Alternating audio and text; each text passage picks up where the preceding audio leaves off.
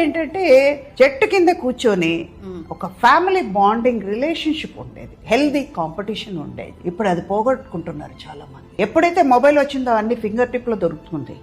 కష్టం ఏంటో తెలియడం లేదు, లైఫ్ కి వాల్యూ లేదు, మనీకి వాల్యూ లేదు, చేసే ప్రొఫెషన్ కి వాల్యూ లేదు. వాల్యూ అన్నది ఏంటంటే as per my knowledge respect is more important, discipline is more important. మా బాలచంద్ర గారు చెప్పేవాళ్ళు, గురుగారు ఏమన్నామంటే 3D ఉంటే 4వ D నీలో వస్తుంది అనేవారు. డిటర్మినేషన్, డెడికేషన్ అండ్ డిసిప్లిన్ ఉంటే డెవలప్మెంట్ వస్తుంది అనేవారు. పర్ఫెక్ట్.